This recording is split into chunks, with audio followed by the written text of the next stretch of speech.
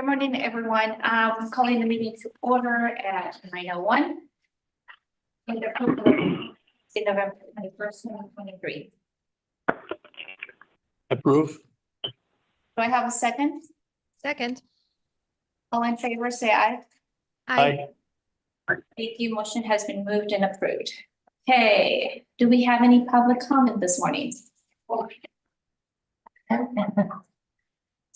Nancy, PO Box 778. I just wanted to ask how the big leak is happening, if we found anything about it, and just concerned, so wanting to. Thank you. Can you just need my name? Yep, your or- name and your mailing address. Okay, Susan Logan, PO Box 484. I apologize, this is a little bit of a lengthy reference that I need to make, but it's kind of been a long time coming. So I hope you don't mind taking a few minutes to listen to my words.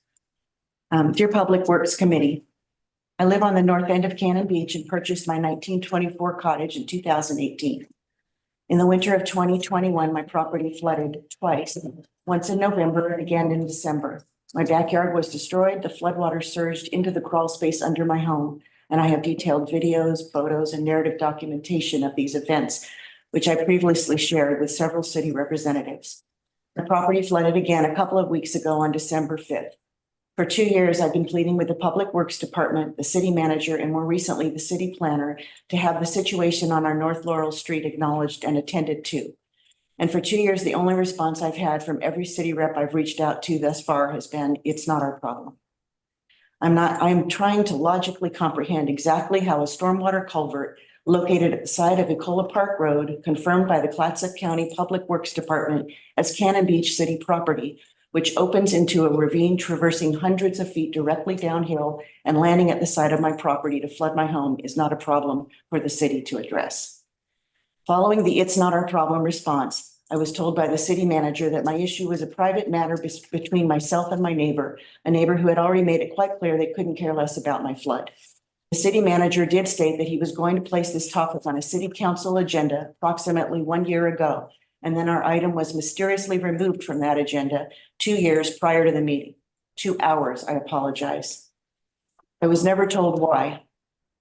Based on the "it's a private matter" response from the city, I then asked the Public Works Director to at least address my adjacent property owner on my behalf regarding their responsibility to maintain stormwater on their own property. My plea was completely ignored. Compare the Public Works Director's total avoidance of my request for assistance with a written notification she sent to a separate property owner whose stormwater was traversing onto an adjacent neighbor's lot, creating a situation comparable to my own, though far less severe. Here are her words, and I will take out the personal information. April 29, 2021. Dear blank.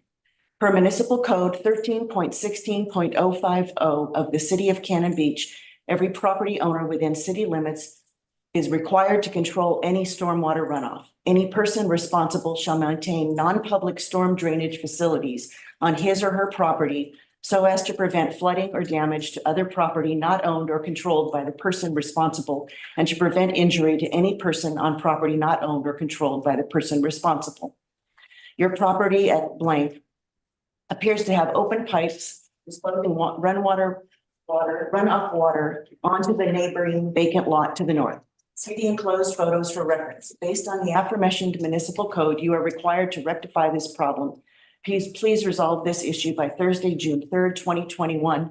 Failure to comply with this request may result in a fine. You have the option to hook up to the city's stormwater system to direct your runoff water away from your property as well as the neighboring properties. If you have any questions, please feel free to contact me. Sincerely, Karen Labonte. By the way, following that warning from the city to this property owner, it was later discovered or admitted that additional floodwater from city-owned property was also emptying onto that vacant lot. Oops. My point is this: why does the city intervene on behalf of some property owners sometimes and ignore the similar rights of other property owners at other times? On December 5th, my property flooded again. I was on the way home from the airport and dear friends ran over to try to assist, but there was nothing they could do. I contacted the city that day via email and included photos asking for help. No one returned my email, no one came to my property, and no one from the city has contacted me since. Recently, a group of concerned local citizens discovered a stormwater culvert located near Ecola Park Road just south of 8th Street, which runs east to west under that road and exits into a ravine running parallel to the road. This is the source point for the stormwater which floods my property, gushing from this open-ended culvert hundreds of feet down the side of a steep mountain ravine and ultimately landing at North Laurel Street, where it flows through my adjacent neighbor's 3 property lots and then into the side of my property. Here is where I'm going to admit that I have become slightly paranoid about the city's intentions now due to the complete lack of regard I have personally experienced and the questionable city politics that are growing ever more obvious at Cannon Beach City Hall. I hope these factors will clarify my perspective. Number one, the property owned adjacent to me from which the stormwater flooding my property originates was a member of the city council when the first floods on North Laurel Street occurred in 2019. Could this have any relation to the city's refusal to acknowledge the flooding of my property? I believe so. And again, the question from earlier in my speech, why does the city intervene on behalf of some property owners sometimes and ignore the similar rights of other property owners at other times? Number two, that same neighbor has since been appointed the new water resiliency manager for our city, a city position which was never voted on, by the way. So for clarification, the water resiliency manager who owns the 3 lots adjacent to mine and whose stormwater floods my property is now in charge of public works projects. Could it be coincidental that he is determined not to address the flooding at my property? I don't think so. Number 3, recently the city was approached by another group of local citizens. They are requiring Earthworks to revise the current wetland overlay ordinances for Cannon Beach. And the unique revisions which the Earthwork team is proposing for our wetland areas seem to be personally connected and designed for our situation on North Laurel Street. These few minutes will not provide me enough time to demonstrate the extent of these connections, but more time may provide more answers. Hopefully, we will all have that time. Fellow residents, if you have not taken the time to investigate these revision drafts, I highly encourage you to do so. They will affect many property owners in significant ways and provide our public works team with more opportunity to reply to Cannon Beach residents experiencing water issues with more not our problem responses.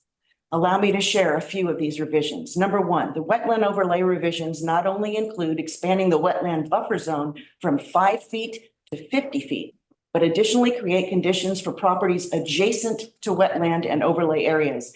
And if I'm not mistaken, according to Earthworks definition, adjacent property includes property across the road from each other. Number 2, and I quote, protected wetlands that are legally filled under this chapter are no longer protected wetlands, but shall change to wetland buffer areas under this overlay zone. Wetland buffer areas that are legally filled under this chapter remain as wetland buffer areas. Number 3, I quote again, the lot or parcel must be combined for development purposes with contiguous lots or parcels in the same ownership on the effective date of the ordinance codified in this chapter.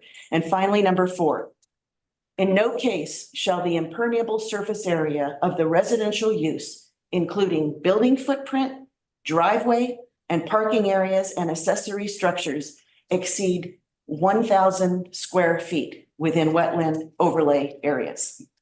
As members of this community, we deserve to have these revisions fully clarified and understood. Thank you for your time. Thank you, Ms. Willing. All right, let's move into action items, please.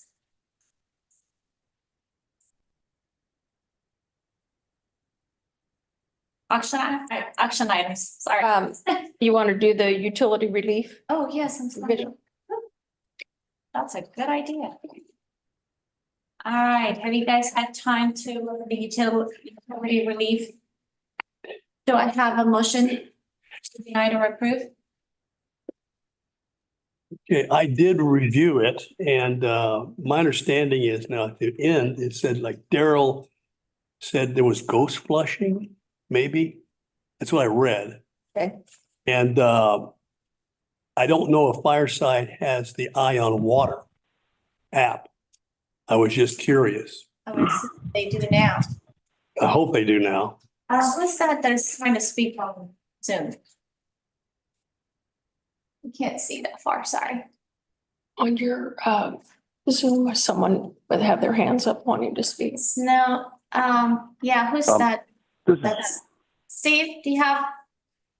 yes, I'd like to move to deny based on what I read. They did, it looks like, get some notification from the city, but, you know, as Doug has so succinctly said a few times, we don't give credit for water. We can only give credit for sewer, and none of this entered into the sewer anyway, so we couldn't give them credit as it stands. It was a garden valve buried 29 inches as I read it. So I move to deny. Thank you, Steve. Do I have a second? You have a second. All in favor? Aye. Aye. Thank you. Motion has been moved and approved. So I just make a note while you guys are talking about this. I asked from here on out to include our process and our our policy and our ordinances. Yes. So having eye on water has no bearing in the decision. I just want to remind you guys of that. Remember our discussion about irrigation. Yes. Sure. Yes, I agree. See relief and you see, and again, whatever staff recommends, you guys can change that. Sure. Okay. I think Scott just gets really excited to make sure that it's that Yeah. person that it's. Well, I guarantee you, every one of these that come through, we look at and make sure that if they're not signed up, that either we, staff and or Daryl is making a conversation with them to get them signed up. The reports are always very, very detailed, very thorough. Yeah. Said that this had happened for 3 months. Mhm. That's the reason I raised it. 3 months later, you go, oh my gosh. Yeah. At eye on water, immediately you have a leak. Yeah. But doesn't mean they can always isolate it real No, I agree. way, right? They try, if they take action, that's good. That's what we want them to do. But, yeah, so I just wanted to mention that. Very good. Okay. Very good. We beat this thing to death. I agree. Yeah. Public comment. Now let's move on to public. Yes, okay, so the public works status items, I'd like to just address Ms. Logan mentioned here. Staff handles each resident that a complaint comes in about runoff water, surface water impacting a neighbor. We handle that the same. We follow the ordinance, and whether we make a phone call or we are not able to get in touch with the person, we issue a letter. So a letter doesn't go out to every single person. A letter goes out if we are not able to reach them and tell them that there's been a concern expressed and that the ordinance requires them to do something about it. The situation that Ms. Logan speaks to on the north end was a very different situation because there's a lot of factors in that isn't your typical, meaning that particular area over there is a receiving point for many sources of water, including up above in Ecola State Park. Those are receiving streams that come down. And at the bottom there at the intersection, we have a wetland. And so how we're able to address those things is very different than just two neighbors living next to each other on Hemlock that isn't near any kind of a wetland or receiving stream that's protected in any way. Not that the contact with the person is any different, but how we're allowed to handle that, being those individual neighbors and or staff, is different when there's a protected water source there. In this particular case, we received an exorbitant amount of water in a 24-hour period. And our entire town is impacted by this, not just this particular area. But the city took steps to hire a third independent party to come evaluate that situation to see if there was anything that we could do to help change that. We don't build our infrastructure for a 100-year flood, just like we don't build our infrastructure for any extreme condition. However, in that particular incident, because there was so much water received in a short period of time, we could build several more culverts and upsize the pipes But if there's nowhere to direct the water because everything is full because of the volume, it's not going to go anywhere. And that's what the engineering firm came back and told the city, is in that particular instance, there was nowhere to put the water. So that is the facts of that situation. That report has been shared with Ms. Logan and her representing attorney.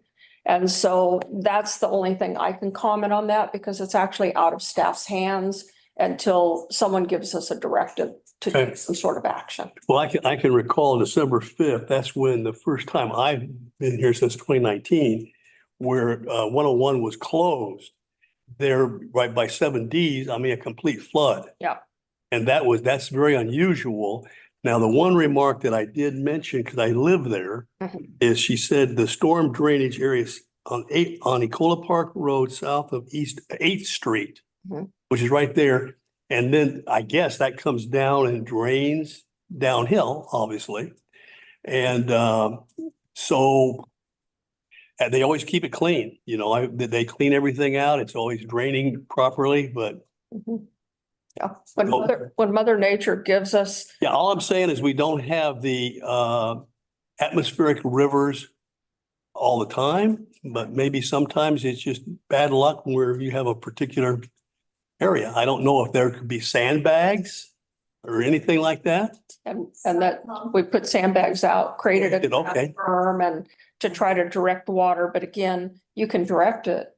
But if all those receiving streams are full, it's not going to go anywhere until the water starts to recede, So I just wanted to comment on that. The big leak, thank you, Jan, for mentioning that. Yes, we are taking action. The water team has been trying to isolate that. The requirement of us being able to isolate it, because they have no idea where it is. And it's quite sizable. And so they started where they feel it is, and what is required is to shut water off. So we have to give 48-hour notice at least to the surrounding neighbors where they're going to be isolating, turning off the water and trying to isolate where this leak is. So action's being taken. We are going to ask to bring the leak detection team back in again in this new budget year. We'd like to do it before the July 1 budget if we're able to. But in the middle of winter, when we've got all other kinds of conditions going on, it is very difficult to isolate at this time of year. The team is extremely busy, and so it's a matter of just trying to balance what we've got and chip away at this until we can get it figured out. So action is being taken. It's not being ignored. We want to be able to find it as soon as possible. If it was as simple as seeing something on the surface of the ground, they would have had it dealt with. So it's deep down somewhere. And that's where the leak detection team should be able to help us. So the tools that we have are just not sufficient for finding a leak of this nature. And so we're dependent on bringing subs in to help us with that. We do track the water loss number, just so everybody knows, and that is reported to the state. Every 5 years, we do the water conservation and management plan that is due to the state. We did that already. The consultant that helps us with that actually helps us follow up on water loss number. So this is all going towards that number. So we're very anxious to be able to isolate it. I know that I was in a meeting yesterday during coffee with the counselor. So when the question came up about the bridge, I'll give you an update on that. And I hadn't had a chance to get with Bruce before I had to go in there. The city is waiting for FEMA to give us a fully executed contract. And what that means is the grant money that we got from FEMA has to be signed by both parties, by FEMA and the city. Bruce has signed. We've sent it back to FEMA. We're waiting for their leadership that awards these grants to sign it, get it back. Once that happens, then money is actually transferred to the city to do drawdowns and take action on what we have planned for that. And as I've communicated every single meeting that this comes up, is the status and the purpose of that money is to complete the evaluation to see if that bridge actually has to be rebuilt or if it can be seismically retrofitted properly to meet today's standards. And because of the dollar amount, it's almost $500,000. Because of the dollar amount, we can't just let Civil West continue what they had started for us. We have to put that out to bid. So it's very possible that another sub will come in and win that bid. We don't have control over that. We follow state procurement laws to the letter. And if somebody else comes in and picks it up, there's going to be a little bit of catching up from what has been done in the past to what needs to be done going forward. Okay. I was on a weekend getaway last weekend and I saw a bridge that had just been completed on the coast here.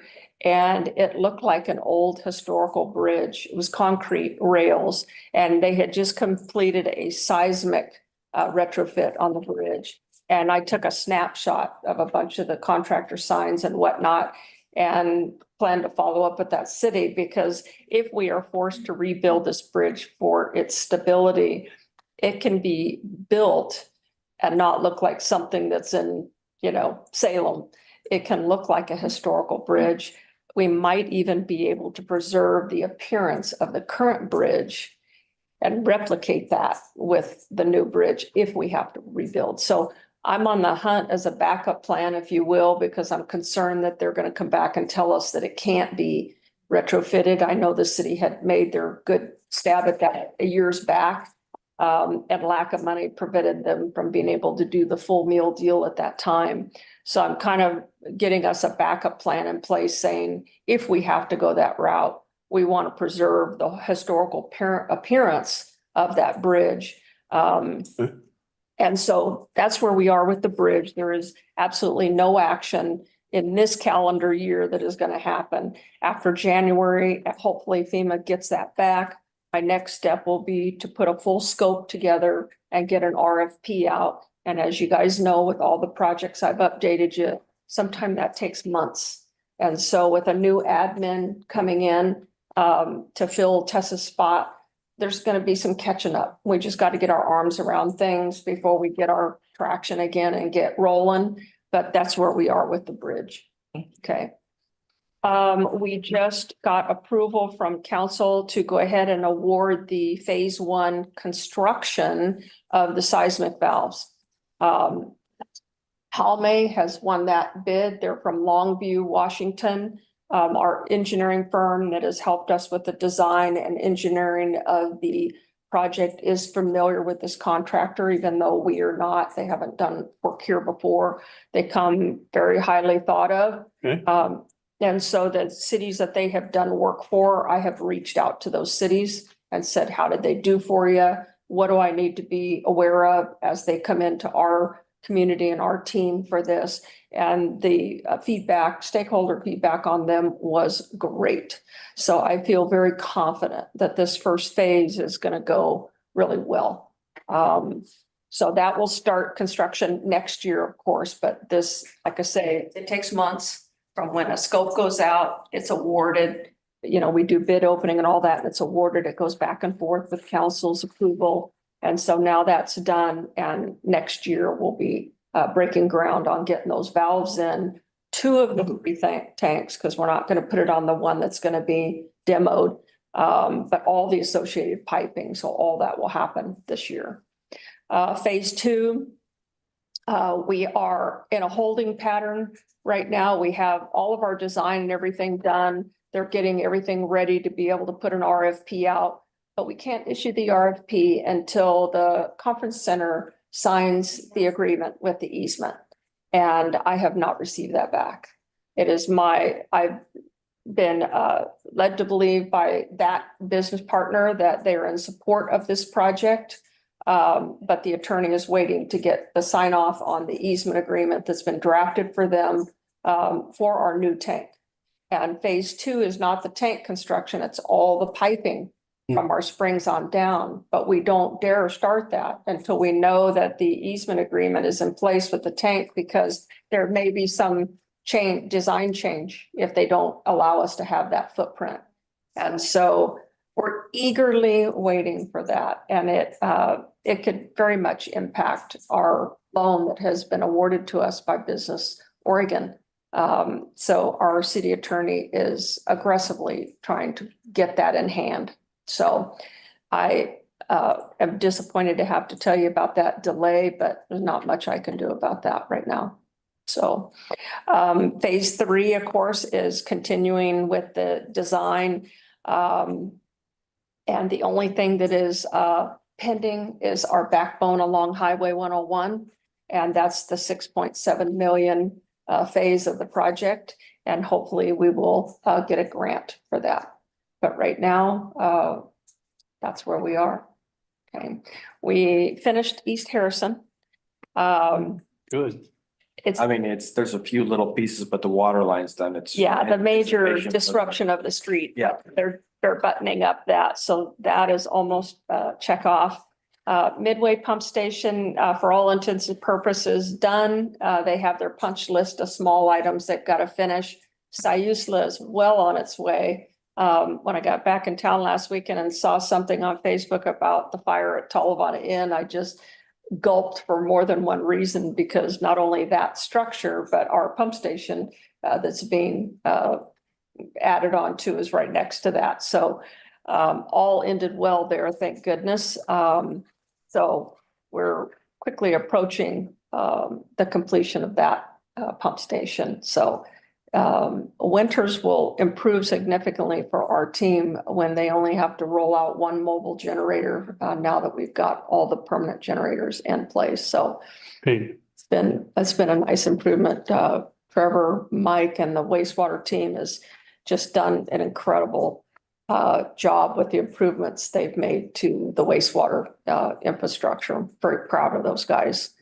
Roads has been super busy, as you know, with the rain and just keeping all the drains and culverts and everything clear. yeah, And like I say, we get these moments where we just get a lot of rain in one period.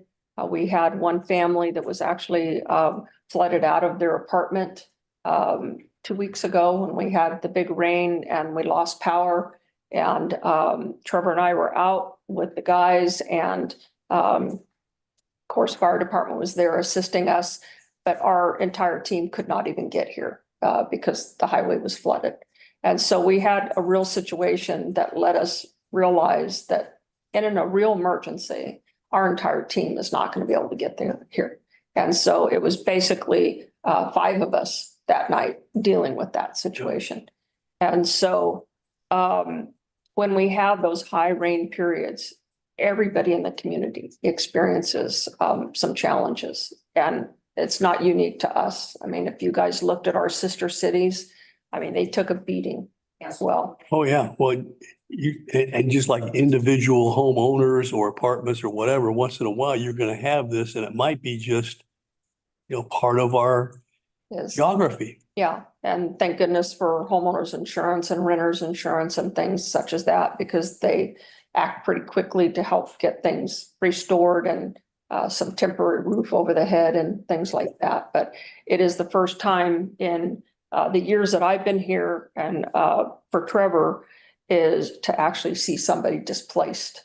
And so that just told you the magnitude of what we were dealing with that night. Well, and then being new here, basically, I don't know how many times 101 is actually shut down. Yep, And here, see, that to me was extremely unusual. yep, exactly. That's, if you had an emergency, that's tough.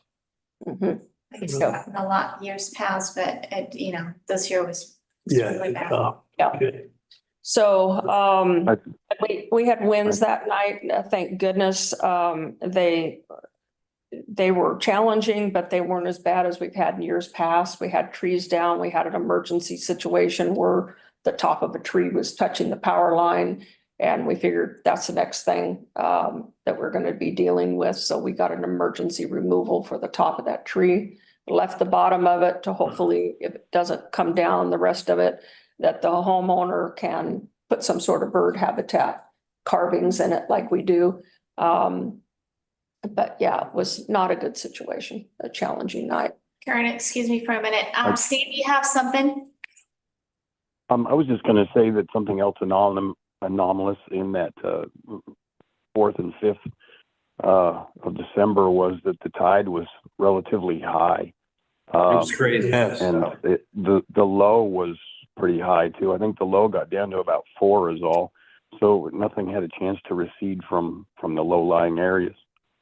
Yeah. That's right. It's well out there and We had the weather, keen tides did not help. No. Yeah. Yeah. It was just. Yeah, it was just like they say, the perfect storm and everything seems to happen at It's once. an outlier. But yeah, we got it done and, fire department was pivotal to helping us and just close the lanes of traffic where we could get an excavator and, get the things dealt with and, but yeah, it was definitely an eye opener to say, this is what it's gonna be like in real life, so to speak, when we have an emergency and you don't have your full team and you're doing the very best you can. And there's a lot of safety that you have to keep in mind when it powers out and it's dark. You don't have the lighting and curious people are out and about. It's very dangerous. So anyway, let's see what else we have.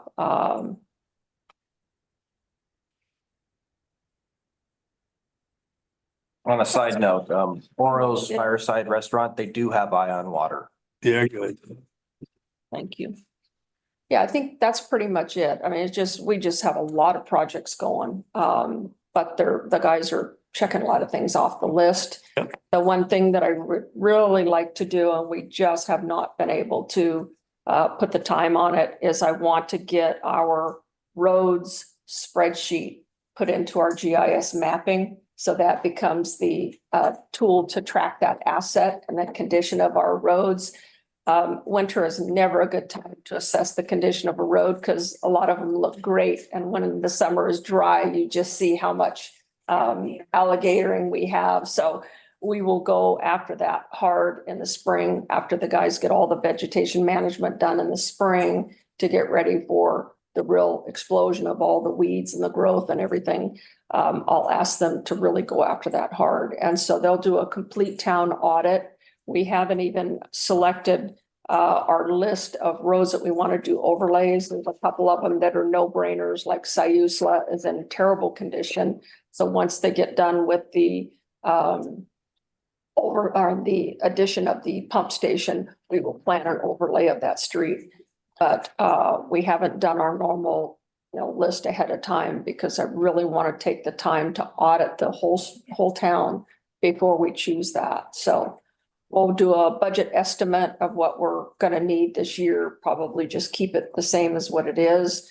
Oil has gone up a little bit, but what we've really seen is the labor increase. And so I know just to do overlays, our money's not gonna go as far as it has before. So we'll do the ones that are in the worst shape. And we may do some slurry seals like we did the downtown parking lot, just to give us some years before we have to do a full overlay. So that'll be something I'm looking at during budget time. Okay, and Lori will be retiring in February, Lori, our finance director. And so we're getting all of our budget stuff queued up as early as we can so that she can have the good majority of it scaled up and ready to transition to whoever replaces her. And Ron will be filling in until we get a replacement. So. One more thing, another project we're finishing today is the Center Street Beach access. New handrail is being installed today. Matt Burley's getting that installed. We are anticipating we're gonna do some repairs to the wooden steps above the new steps that we put in. And so we're working on that also. Yeah, because if you remember the first phase of that, state parks helped fund, they gave 15,000 to get that new platform and some bollards for protection of the logs and everything that had destroyed the previous rail. But then that was down in their footprint. And then as you come up above the vegetation line, then it belongs to the city. And those were all wooden stairs that had just rotted. So we're looking at making those the galvanized stairs like we've done with all of our other beach accesses. But as Trevor said, the railing that needed to go in that connects the bottom to, as you come up to our stairs, will be put in now.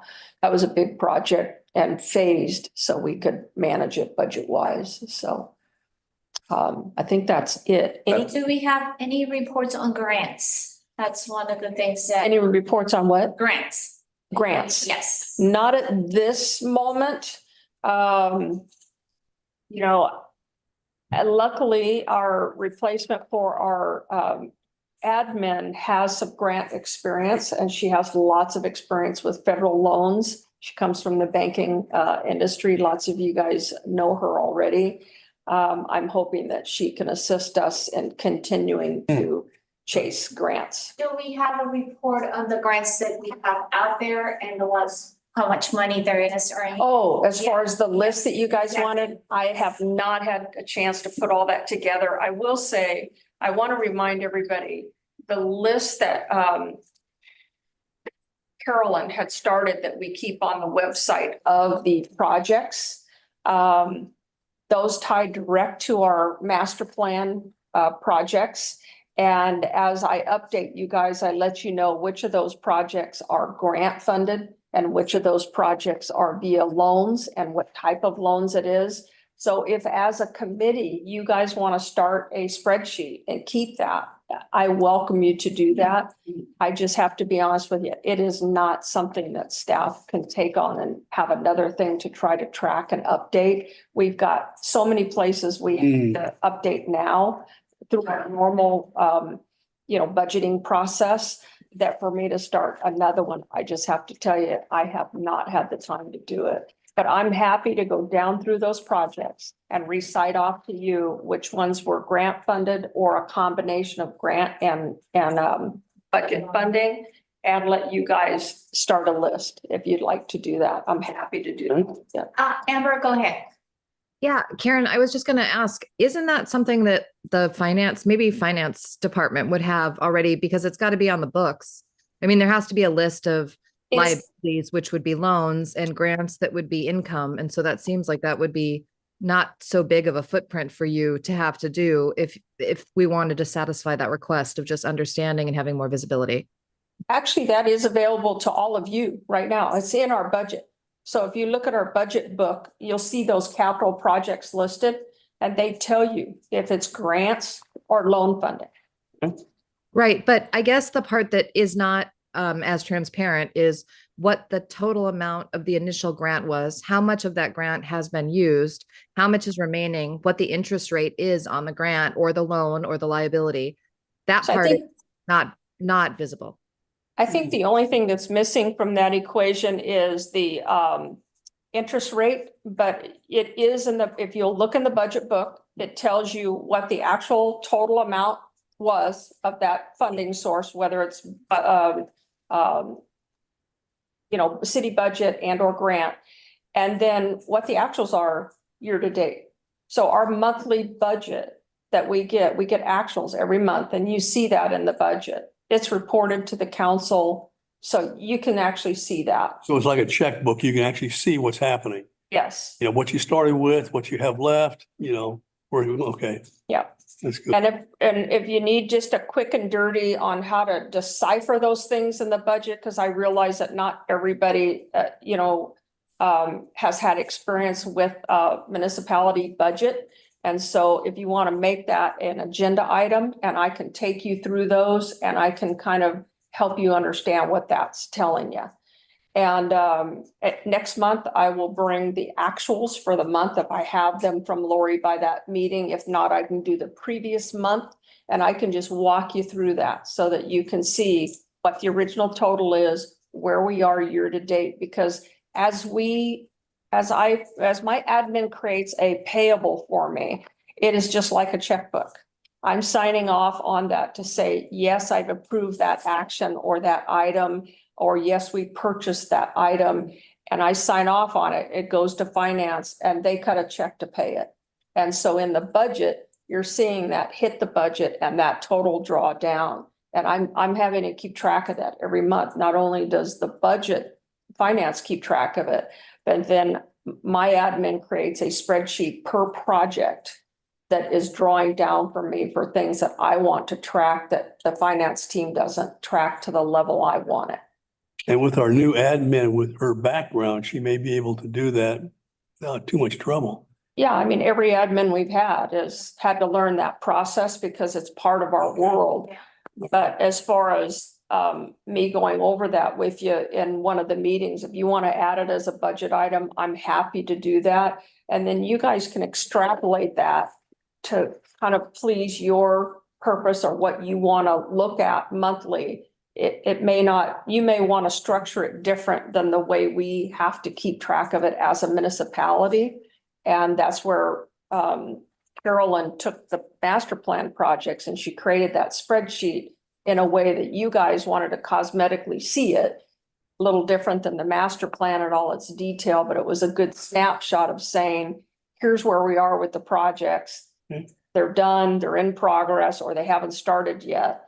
And it saved you from going through that thick binder, flipping page by page, trying to see the status of things. Hey, Amber, I just pulled up this year's budget, and if you go to budget project discussion, there's a lot of great information on all the projects we're doing. Okay, thank you for that. So is everybody interested in Karen walking us through next month? Yeah.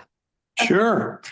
And the other thing too, I would really welcome you guys. They normally do Public Works all in one day. If I can get through everything in one day at the budget committee. That is such a great meeting for you guys to participate in, because I not only kind of start off telling them, what have I done for you lately with the money you've given me, and thanking the council and the budget committee. But then when I'm asking them for what I want for the next year, they're kind of seeing the bang for the buck that they're getting out of my team. And, you know, a whole year goes by, it's easy to kind of lose track of these things because they're looking at everybody, not just Public Works. They're looking at planning and the PD and everybody that's touching dollars in the city. And so I like to just kind of refresh their thoughts on what they gave me and where we are with those things. Anything that we need to carry over, which we really try not to do. And then what I'm asking for in the following year. That is the snapshot the Public Works Committee should be very interested in, because I do a big deep dive during that session and it takes all day. So. Maybe get a notice when this will happen. The committee. The budget? Yeah. Yeah, it's publicly noticed. That's what I'm saying. Yes. Can we just? I'll make a note that when I know which day I'm gonna be presenting, I will shoot it to you guys, because you can zoom in. I mean, it's That would public. be great. That would be. And it would be, Like Trevor says, budget project projection, right? You can look at it and see. Yeah. yeah, Not for the so I go, I go through The all intro. my budget buckets and I tell them anything that I'm upping, or if I've actually reduced it and given money back to Bruce, why I've done that. So if there's a change in any one of those buckets, I highlight that to the committee and say, you'll notice an increase here. This is due to labor, materials, oil going up, It is a good. stainless steel going up, things like that, so that they realize why I'm asking for more dollars.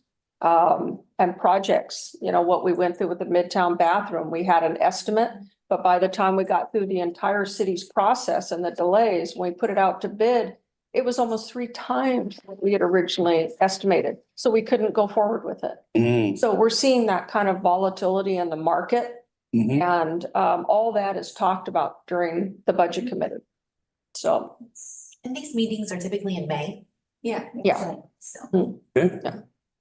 yeah, so I'll make a note to myself that as soon as Not the day. Lori does an agenda and she tells us right now what our Oh, yeah. items are, there's. And when did she increments. retire? What's her last day? I'm sorry, What's her last day? February 2nd. Every second, okay, very. Yeah. So we have milestones that we have to meet within Lori's budget, where we have to have certain things to her by certain dates. Good. So that she can get the whole thing teed up. And so that's why I started so early with the budget. And it's challenging because we're just now halfway through today's, this year's budget, and I'm already having to look at next year. So it really is a crapshoot. You're just trying to make your best guesstimate based on the trends that you're seeing. And, I'm getting ready to schedule the next quarterly Public Works Directors meeting that we meet with all the directors from Tillamook up to Astoria. And we come together and just talk about different things that we're dealing with, where we can kind of get a a price efficiency by doing things together, maybe utilizing the same sub for certain Good. projects to try to squeeze as much efficiency and price power, if you will, that we can. And so those things are discussed before budget so that we can go in and have. I can relate just on an individual basis with all of the inflation, everything going, you have to really Really is. have to take a look at it. Yeah, it's, Thank you, Karen. Thank you very much. you're welcome. Anything else? Amber, Steve, Doug? We have the setup for Not for next me. month. I have one question. Just I'm out of curiosity, just because yesterday it sparked my curiosity. I saw a timber truck coming off of the Southwinds property, and I was just wondering, because I have never asked this question before. Does the city have any timber revenue? Like, are we selling timber from any land that the city owns? No. Okay, I didn't think so, but I wanted to ask. I was curious whether or not we had any land that we harvested or we sold, and I was just curious about that. They're probably coming out of the Tullavana main line, which is adjacent to Southwest. Yeah, I know that there's the two roads, there's multiple roads that come out there. I saw the truck and I was like, I've never asked that. I wonder if we do. Yeah. Okay, No. that's it for me for now. Thank you, Amber. All right, let's move to good of the order. Anybody has anything for good of the order? I know I do. Always. No? Okay, I will go. Let's see, February 15th, blood drive. So if you haven't signed up for a blood drive, please sign up. We need your blood. Red Cross needs your blood. We also starting a hybrid CERT, Community Emergency Response Team. It's starting in January. I totally encourage anybody from Public Works or anybody in the city, employees that have not taken CERT to join us. I don't know how many spots we have available right now, but yeah, it's a hybrid system. We will be doing a lot of modules, 12 modules online, and then we will do our practical in 2 days. Should be interesting. And I am making sure that people that do not feel like they can be a responder, don't be discouraged. Just all I want you guys to do is know what to expect in case we have an emergency. You don't necessarily need to be a responder, but please encourage people, because I will go to sleep a lot easier if I know that you actually have an idea Yeah. of what to do. So please, it's a lead that I will be doing this year. Question on that. I shared that on my personal Facebook page, and I had a question from a resident asking, do we have a CPR class scheduled anytime soon?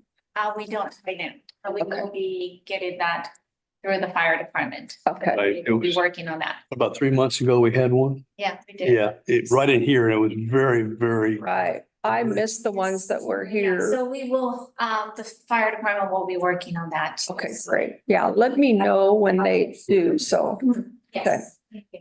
luckily for Public Works, we have many of our guys that were former volunteers on the fire department. And so we're so fortunate that they have that experience and Yes, yeah. that's right. So, but if anybody wants to volunteer also to be a coach for the practical, have them call me, Okay, I'll do it. contact me. Okay. Right. It will be fun. 2 days of fun. Who do we contact to sign up? Oh, I will make sure you have an email, Steve, if you haven't. I thought you had, but don't worry, you will be signed up.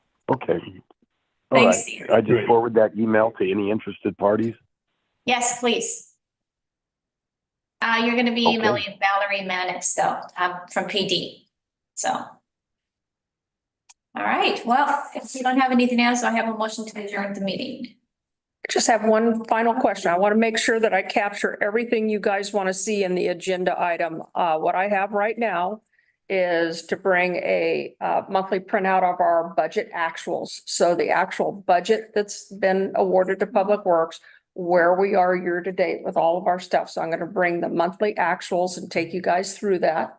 Then I'll bring the projects as we track them internally, spreadsheet for budget purposes. And I'll take you through how we do the drawdowns on the loans and what that's looking like on our water resiliency projects. Anything else I need to bring? Anything else, Amber, Steve? Doug, if you're there? No, I think I think that'd be Nope. Okay. Very good. That's it. Okay, I will be showing town. yeah, that's gonna be a long budget item.